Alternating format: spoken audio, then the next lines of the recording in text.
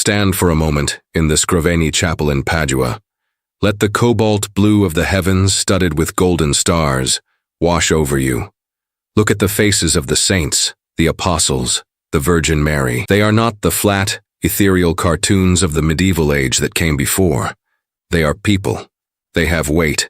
Their robes fold with a sense of the body beneath. You see grief etched into the lines around their mouths.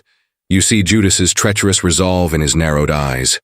You see the profound human sorrow of a mother cradling her dead son. This is the work of a god, you might think, or at the very least a saint. This is the work of GIOTTO di Bondone, the man who, as the story goes, took a dead art form and breathed life back into its lungs. He is the fountainhead, the year zero of Western painting, the humble shepherd boy who taught stone how to weep. But what if I told you that this image of the gentle artistic revolutionary is a carefully constructed lie? A masterpiece of public relations, crafted over centuries, that obscures a man who was as ruthless as he was revolutionary. What if the same hand that painted the tender embrace of Joachim and Anne at the Golden Gate also signed contracts that would financially cripple poor weavers? What if the mind that conceived of the most sublime spiritual dramas in art history was also obsessed with the grubby, worldly calculus of profit and loss? My name is your name, and this is Cogitart, the channel where we scrape away the gilded myths to find the rough, complicated, and infinitely more interesting truth beneath. Today, we are putting a titan on trial. We are uncanonizing a saint of art history. We will be looking at the dark side of GIOTTO di Bondone, at the parts of his life he would have paid a fortune to keep hidden from you. If you believe that great art is made by flawed, complex, and sometimes downright nasty human beings, and not by angels, then you are in the right place. So I urge you now, subscribe to the channel, click the like button, and prepare to share this, because the story we are about to uncover is not just about one artist. It's about the very nature of genius, ambition, and the uncomfortable marriage between the sacred and the profane. And I promise you, by the end of this journey, you will never look at a Renaissance painting the same way again. The secret we're going to unlock doesn't just change our view of Giotto. It changes our understanding of what it takes to change the world. To begin our investigation, we must first understand the suspect's official story, the legend that has been peddled to us for 700 years. The primary source for this myth is Giorgio Vasari's Lives of the Most Excellent Painters, Sculptors, and Architects, written more than 2 centuries after Giotto's death. Vasari, the first true art historian, was also a master storyteller with an agenda. He wanted to create a grand, linear narrative of Italian art's rebirth, and he needed a foundational hero, a messianic figure. Giotto was his man. And so Vasari gives us the famous anecdote. The great master Cimabue is traveling through the countryside near Florence and stumbles upon a young shepherd boy, Giotto, who isn't idly watching his flock. He is scratching a picture of one of his sheep onto a flat rock with a sharp stone. The drawing is so lifelike, so natural, that Cimabue is stunned. He immediately recognizes the boy's divinely given talent and takes him on as an apprentice. It's a beautiful story. It's a parable of natural genius, of humble origins, of destiny. It's also, almost certainly, complete nonsense. There is not a shred of contemporary evidence to support it. Giotto most likely came from a family of reasonably well-off blacksmiths or landowners in the Mugello Valley. His apprenticeship with Cimabue, while plausible, was likely a much more mundane, contractual arrangement between families, not a moment of cinematic discovery. Vasari was writing propaganda for the Florentine artistic genius, and every good propaganda piece needs a compelling origin story. He created Saint Giotto, the chosen one. The other early writers reinforce this image of peerless genius. Dante, his contemporary, mentions him in the Purgatorio, noting how Giotto's fame has now eclipsed that of his master, Cimabue, a powerful testament to his celebrity status even during his lifetime. Boccaccio, writing a generation later in the Decameron, praises him as the one who brought back to light that art which had for many centuries been buried. The praise is universal. Giotto was a superstar. He was summoned by popes. He worked for the King of Naples. He was sought after by the richest banking families in Italy. His frescoes in Assisi, Rome, Padua, and Florence became the new gospel of painting. He broke decisively with the dominant style of the age, the Italo-Byzantine style. Let's be clear about what that means, because it's the core of his artistic achievement. Before Giotto, religious art was symbolic, not realistic. Figures were elongated, floating in a golden, dimensionless void. Their faces were masks of serene piety. Their gestures were stiff and formulaic. It was a language of theology, not humanity. The gold leaf background didn't represent a sky. It represented the eternal, unchanging light of God. The purpose was not to show you what the crucifixion looked like, but to remind you of its theological meaning. Giotto shattered this. He put his figures on solid ground. He gave them mass and volume. He introduced a rudimentary but revolutionary sense of perspective, creating a stage-like space for his dramas to unfold.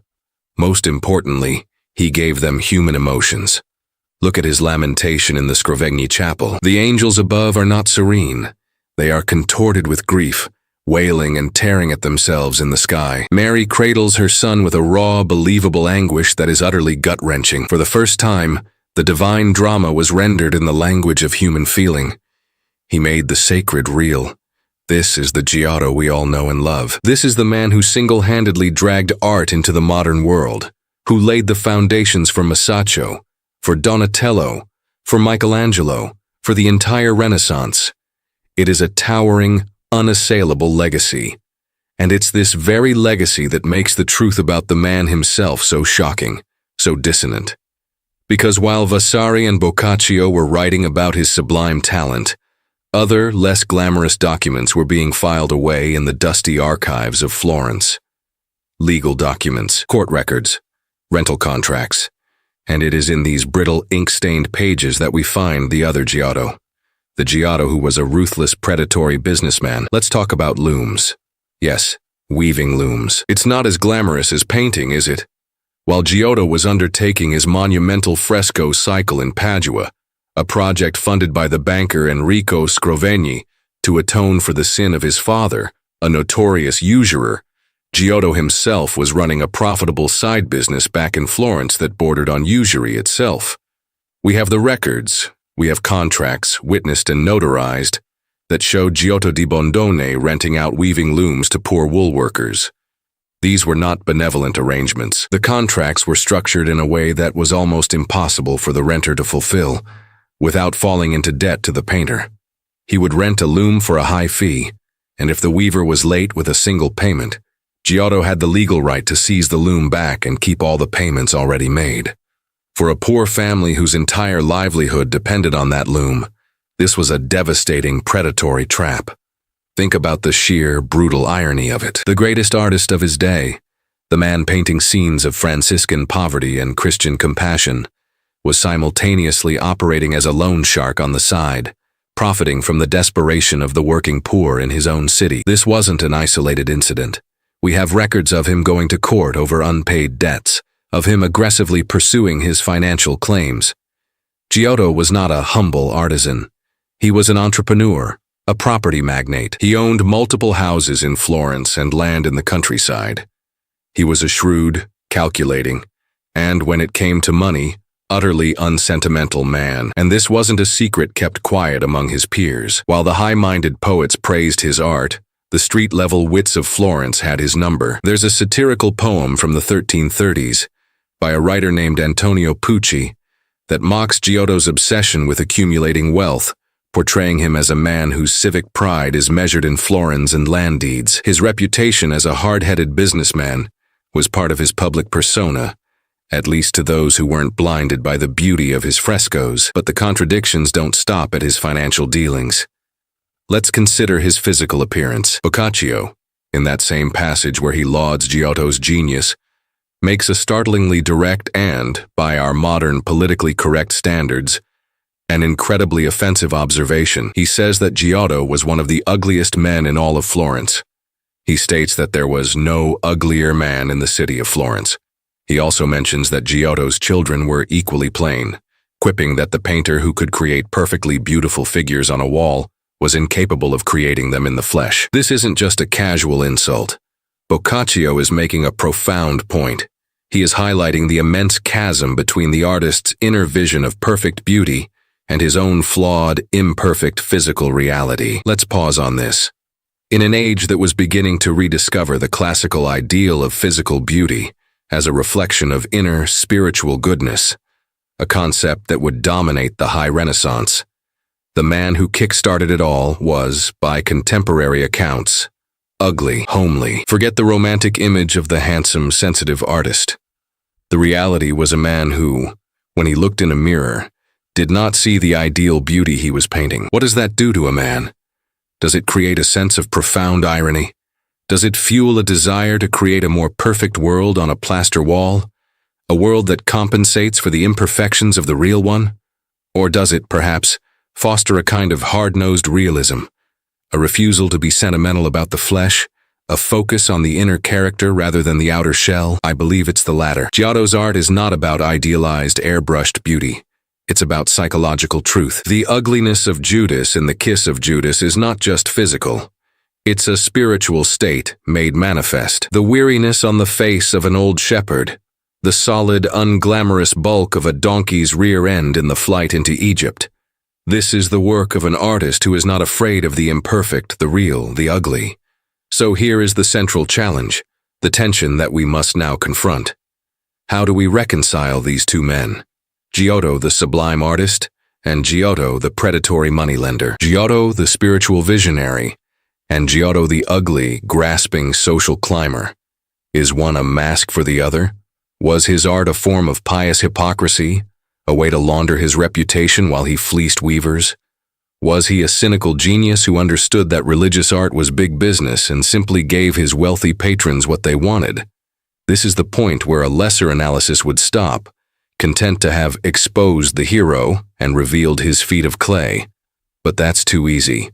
That's just gossip. The real work of an art historian, the real purpose of our channel Cogitart, is to go deeper. It's to synthesize these contradictions into a more powerful, more complete understanding of the man and his art. And if you're finding this journey into the uncomfortable truths of history valuable, please take a moment to support our work. A quick click on the like button tells the algorithm that this kind of deep, challenging content matters. And if you haven't subscribed, now is the perfect time. The most important revelation is yet to come. The lazy conclusion is that Giotto was a hypocrite. The profound truth, I believe, is that his ruthless pragmatism and his artistic revolution were not in conflict. They were two manifestations of the exact same mind. They were born from the same revolutionary impulse, a radical, unsentimental, and earth-shattering realism. Let's re-examine his artistic breakthrough. What did he really do? He stripped away the golden, otherworldly veneer of Byzantine art. He rejected its idealized theological symbolism. And what did he replace it with? He replaced it with the world as he saw it. A world of solid objects, of tangible space, of real human emotions. A world governed by cause and effect, by gravity, by the messy realities of human interaction. His painting of St. Francis giving his cloak to a poor man is not just a story about charity. It's a depiction of the weight of woolen cloth, the chill in the air, the physical relationship between two bodies in a believable landscape. It's an art of profound materialism, in the best sense of the word. It's about what is there. Now think about his business dealings. What is a predatory loan contract, if not an exercise in brutal, unsentimental realism?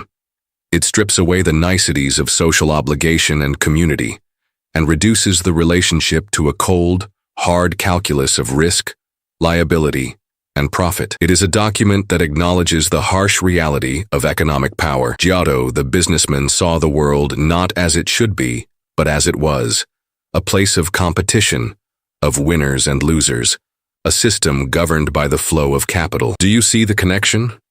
The eye that could see the true physical weight of a human body under a robe was the same eye that could see the true economic weight of a debt.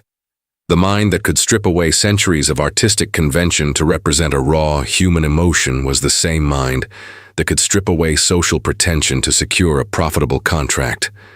This was not hypocrisy. It was a terrifyingly consistent worldview. Giotto was a new kind of man, a proto-Renaissance man who was emerging from the medieval world. He was a man who understood systems, the system of divine narrative, and the system of Florentine capitalism, and he mastered both. This is the key that unlocks his most famous and enigmatic work, the Scrovegni Chapel. Why was it built? Enrico Scrovegni, one of the richest men in Italy, built it to save his soul and the soul of his father, Reginaldo, a man so infamous for usury that Dante placed him in the seventh circle of hell. The chapel was a transaction. It was an attempt to use immense wealth gained through sin, to buy salvation. It was a spiritual balancing of the books. Who better to hire for such a project than an artist who was himself a master of balancing the books, both literally and figuratively? When you look at the chapel through this lens, it changes completely. On the west wall, over the entrance, Giotto painted the Last Judgment, and in it, we see Enrico Scrovegni, the patron, kneeling and presenting a model of the chapel to the Virgin Mary. It's a portrait of a transaction. "I give you this," it says, "so you will save me." And who is standing right next to Scrovegni, guiding him in this act? A cleric. Giotto is painting the mechanism of salvation as brokered by the church, funded by capital. It is the most sublime and expensive act of reputation laundering in history. And Giotto, the weaver-fleecing artist, was the perfect man for the job, because he understood it. He lived it. He didn't see a contradiction between sacred art and cold, hard cash. He saw them as intertwined forces that shaped his world. His art is so powerful precisely because it is not naive. It is worldly wise. It is the art of a man who knows how the world really works. This perspective also helps us understand his role as an architect and civic figure. In his later years, Giotto was appointed capomaestro, or master architect, of the Florence Cathedral and the city's fortifications. This was not a ceremonial role. This was a massive public works project, requiring logistical genius, management of hundreds of workers, and budgetary oversight. They didn't give this job to a dreamy, ethereal artist. They gave it to a man known for his pragmatism, for his ability to get things done, for his hard-headed understanding of labor, materials, and money. They gave it to Giotto, the businessman. The beautiful campanile, or bell tower that he designed and began to build, is not just a monument to God. It's a monument to Florentine civic pride, engineering prowess, and wealth. It is the product of the same mind that designed both the Lamentation and a loom rental contract. So what is the takeaway here? Is it that we should tear down Giotto's statues and burn his memory? Absolutely not. That would be to miss the entire electrifying point. The story of Giotto is not a simple morality tale of a good artist who was secretly a bad man. It is a far more powerful and, I would argue, more motivational story. It tells us that world-changing genius is not a product of purity. It is forged in the messy, contradictory, and often brutal reality of human existence. It is born from ambition, from grit, from a clear-eyed view of the world's harsh mechanics. Giotto's genius was not in spite of his grasping, pragmatic nature. It was because of it. His refusal to be sentimental, his focus on the tangible, the material, the real. This was the engine of his revolution. He could paint a truly grieving mother because he was not lost in some fantasy of spiritual perfection.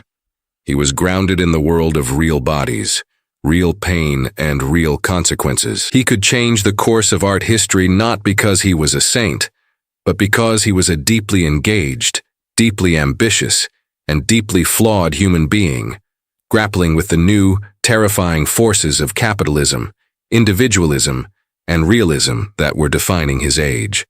This is the non-politically correct truth that our sanitized, hero-worshipping culture hates to admit. Greatness is not clean.